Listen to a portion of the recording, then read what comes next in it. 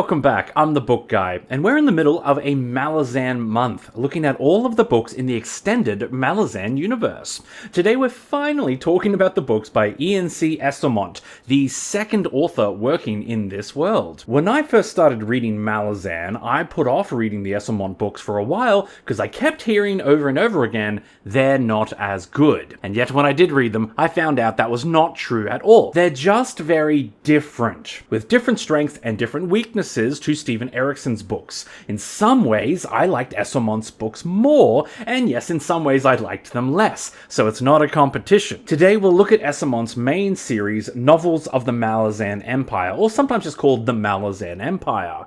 We'll look at what this story is all about, how these fit into the wider series, and how the writing styles are different between the two authors. Ultimately, I want to help you decide if you want to read all of these books too. One quick note, if you are curious about all the other Malazan books, I've talked about the main sequence Book of the Fallen in these two videos from over a year ago, and just last week I did this video on Steven Erikson's extended Malazan works. But for now, forget all about these. We're finally giving some much deserved attention to Ian Esslemont's books and just focusing on them today. Let's begin. The mighty Malazan Empire is exhausted. It's been years since the founders, the Emperor Kellanved and his top assassin Dancer, were presumed dead and the new Empress Lysine rose to power.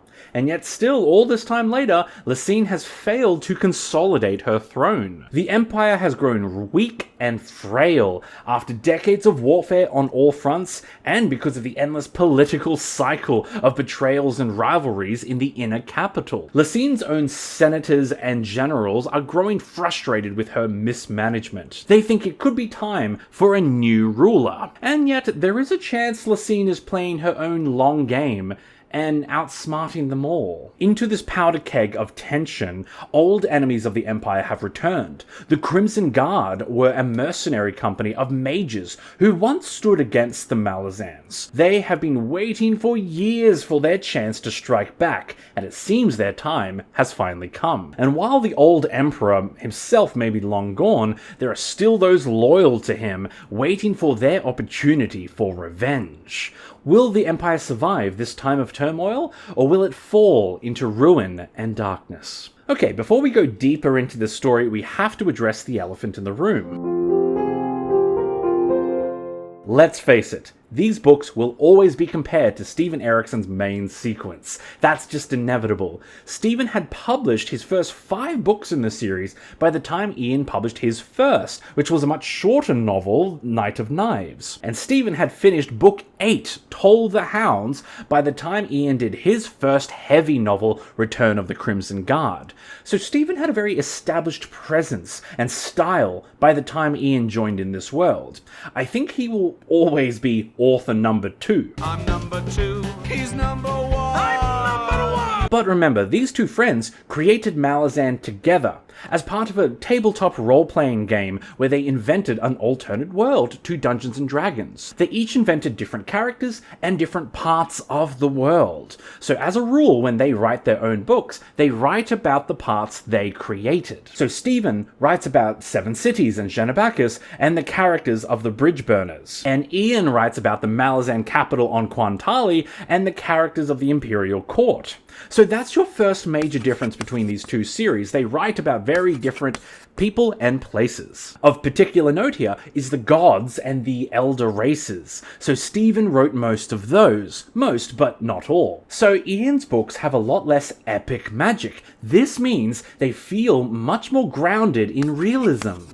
They're gritty instead of grandiose. Also remember this map we discussed last week. So Steven and Ian's books are set in very different locations, based on what part of the world they created. So if you go to read Ian's books because you're hoping for more bridge burners, you're gonna be disappointed. That's just the way it works around here. Another big difference is that Ian's books have far fewer plot lines.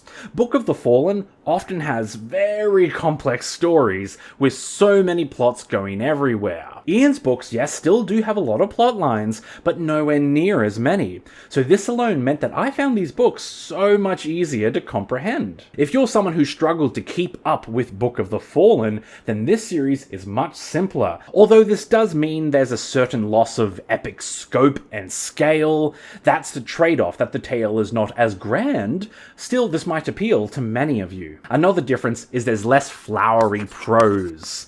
So Steven has a real gift of language, a rare gift to write beautiful words on a line-by-line basis. Ian doesn't do that, and I don't think he tries to either. His writing is still excellent, it's just more practical and direct. I consider it to be quite similar to when Robert Jordan passed away, and Brandon Sanderson wrote the final Wheel of Time books.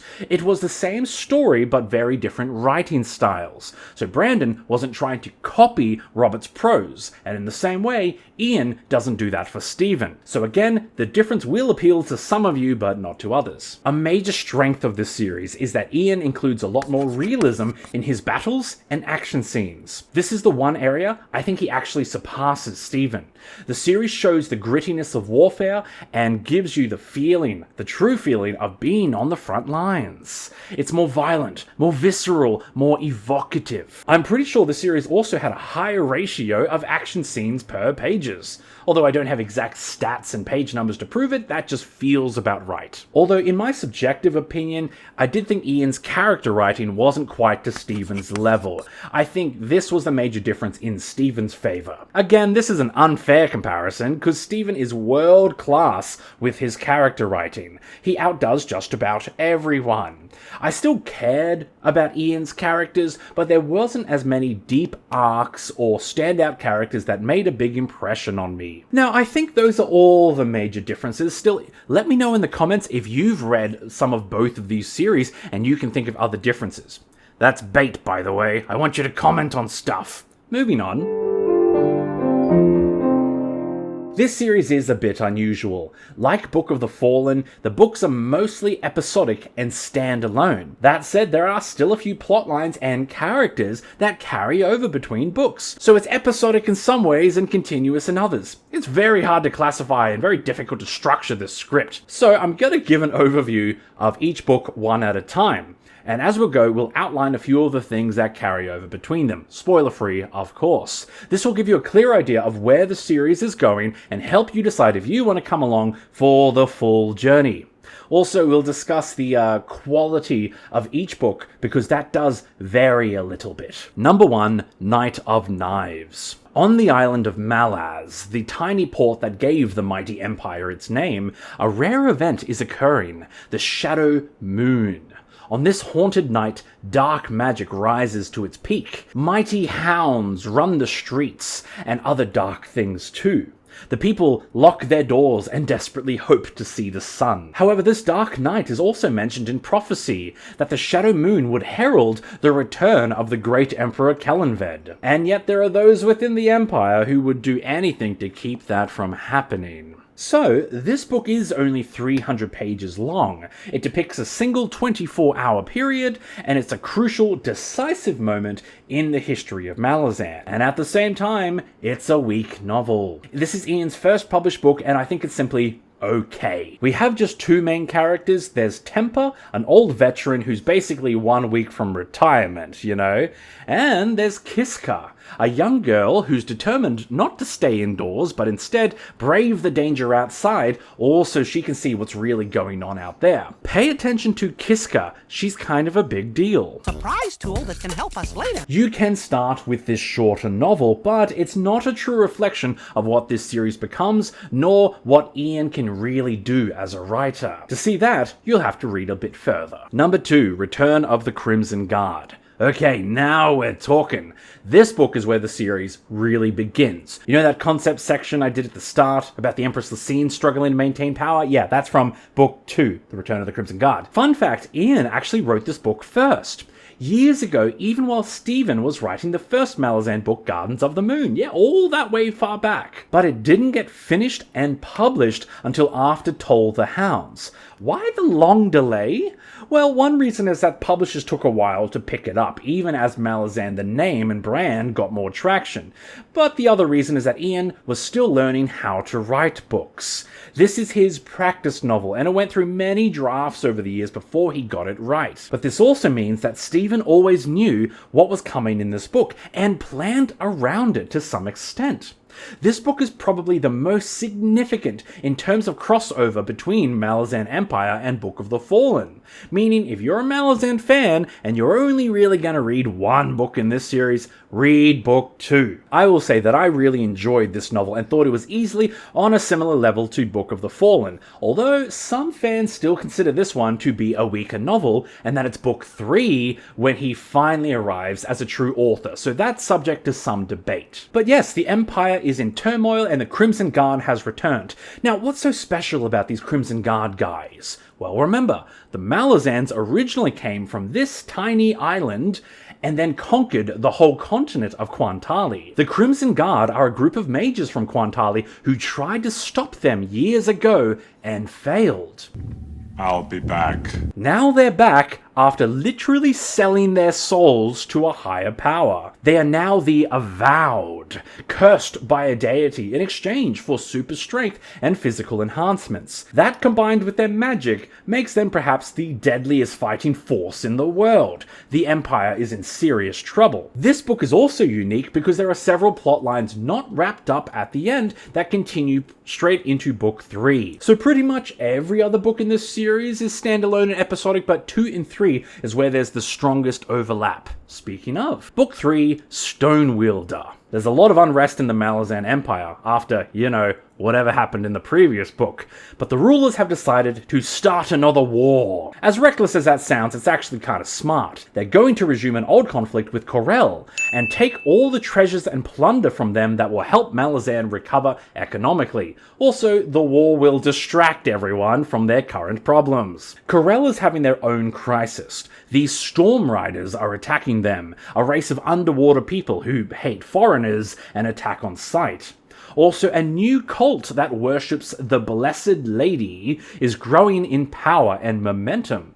Corel may not be able to handle the cult, the Storm Riders, and the Malazan invasion all at once. So this book is definitely where Ian Esslemont arrives as an author and we see his true capability.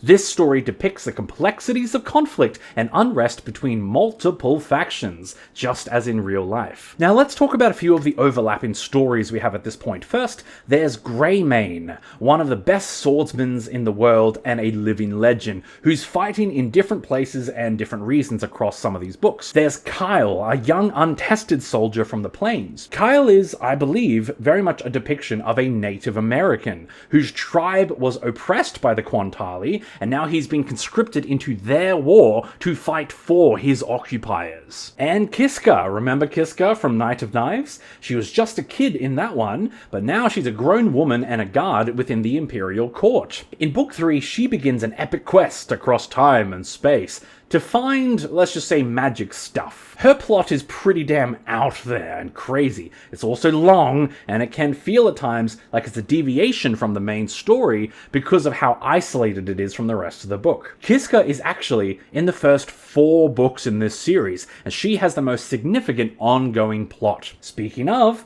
Book 4, Orb Sceptre Throne. This book moves all the way up to Xenobakis, where 3 books from Book of the Fallen occur. This book is unique in the entire Malazan saga because it's the only time one of these authors has written about the other author's location and characters. So in Book 4, Ian picks up a few of Steven's characters in this continent, such as Crupper and the bridge burner Spindle, although some fans, myself included, do think that these characters didn't always feel 100% right. Like Ian didn't quite capture Steven's characters here, but still, this is a noteworthy event. The story is set back in one of our favorite capital cities, Darujistan. Some poor archaeologist has dug up an old cursed object, and now all kinds of trouble is breaking out. You gotta love the fact that both Steven and Ian are archaeologists in real life. You just know they've been dying to tell a story about digging up an old curse. Well, on top of that, the locals of Xenobakis are using their hard-earned peace to finally rest and relax and drive out the Malazans for good. Not for any compelling reason, it's mostly just for political gain. Also, there's a ton of politics in this one. This book sees even more strong improvements in Ian's writing style. I found myself more invested in these characters than in previous books. There are a large number of plot lines and quite a lot of variety across them, and yet I still felt that they blended well. One low point in this book, I gotta admit, is the characters Scorch and Left. Now, these bumbling, helpless Marines are from Steven's stories, and they're usually the comic relief. But here, there's a lot of groaning and cringe humor and goofiness. They weren't handled quite as well, and I was personally rolling my eyes at, oh look, another Scorch and Left scene. It wasn't all bad, but it wasn't great either. Still, the last two books are once again pretty unique in the Malazan world, because they're set in two completely new places that have basically never been mentioned ever before. Book 5, Blood and Bone. This book takes place in Jacuruku, a heretofore unexplored continent and the site of the latest Malazan expansion. This place is all dense jungle and swamplands. Think like the Amazonian rainforest. Except, this is almost a supernaturally enhanced jungle, blessed by the spirit realm and ruled by a powerful entity. The natives have adapted to a life at balance with nature. Then here come the Malazans stomping through the greenery and trying to conquer and pave roads. This unique setting spends a lot of time with Malazan Marines, a staple of this franchise. And it tackles heavy themes of colonialism and the preservation of indigenous cultures and the environment. This book is very much a standalone adventure, yet is considered one of the strongest books in this series. It's very similar to the final book. And number 6, Assail. The continent Assail was always inhospitable. No one went there, and the name Assail became a byword meaning unconquerable, until the ice started melting, revealing the old world still hidden underneath. Ancient secrets are rising to the surface, elder monsters, and hints of the 4 founding races. People start traveling to this forgotten continent, fortune seekers and historians. Yet into this lost world comes one woman, determined to stop the old war from reigniting in this millennium and bringing global destruction once again. Now, this book is the official ending of the whole series for both Ian and Steven. It's considered the conclusion to the Malazan saga. Although, yes, there are sequels, but they're different. You're not getting it, and my thing is different, so shut up. So where the previous book was all jungle, this book is all ice and mountains. This book also has many characters across all the series coming together for a sort of final showdown. Now, I think the ending of this book is very strong and really stood out to me as a highlight of my whole Malazan journey. I really love this ending, and yet much of this book was slow. Lots of walking and traveling through ice. I think overall it wasn't one of the strongest books in the series, but still offered quite a satisfying conclusion. So that's the 6 books in the series. Now, you might have noticed they're called novels of the Malazan Empire, and yet the story spends a lot of time in new places. It's not all in the capital city and the imperial court. So why the title? Well, Ian has said that the series is called Malazan Empire because of the time period, much as historians refer to the Roman era or Victorian era. So I appreciate that level of historical authenticity. Yet after all this talk about this series, some of you might still be wondering this key question. Is the Malazan Empire series just for completionists and super nerds? Not really. Yes, there is a certain amount of being a completionist here. After all, these books do spend a lot of time in Kwantali, Corel, Jacuruku, and Assail, 4 major continents where the main series almost never gets to. So there are whole new worlds to explore. I think the benefit of this is that we see what a real world looks like. I mean, look at Roshar. Not to trash talk the Stormlight Archive, but this is just one continent with 10 nations. But then look at Earth. 7 continents, depending on how you count them, and 195 countries. Earth is very big. Malazan is one of the few fictional worlds that actually gets close to Earth's size, with 6 continents and 6 subcontinents, and I don't even know how many countries. By combining Steven's and Ian's works, we actually get a sense of the scale of a big world that actually makes us feel small. It's not like Middle-earth, where it is humanly possible, though very difficult, to cross the whole thing on foot in one epic journey. Malazan would take a lifetime to explore and still leave so much unseen. This is a humbling depiction of the world, something I believe fantasy and sci-fi should strive to achieve. I believe that a fictional world doesn't have to be super detailed, but I think it has to feel bigger than us. But besides scale, the other benefit of this series is that it's so much more grounded in real people. Steven has a very high number of ancient characters like Enamanda Rake, or super powerful characters like the Mage Quickbend, but Ian focuses so much more on regular old Kisco, and plain simple Greymane, and a whole bunch of Marines. You know, normal people. In many ways, this is much more like Game of Thrones, with less magic and more realism. I know as readers we often like stories where the main character is basically a superhero and we can feel powerful, but sometimes it's good to be reminded that it's okay to be human too. Finally, I think that these books would be absolutely great fantasy on their own. If Book of the Fallen never existed and these books existed by themselves, we would easily rank them as some of the best fantasy on the market. It's almost unfortunate that it will always be compared to the almighty Book of the Fallen and stand in its shadow. Because if we did consider this series separately on its own merits, I think it could hold its own against any of the fantasy greats. So this is the official reading order if you want to read both Steven and Ian's series in conjunction.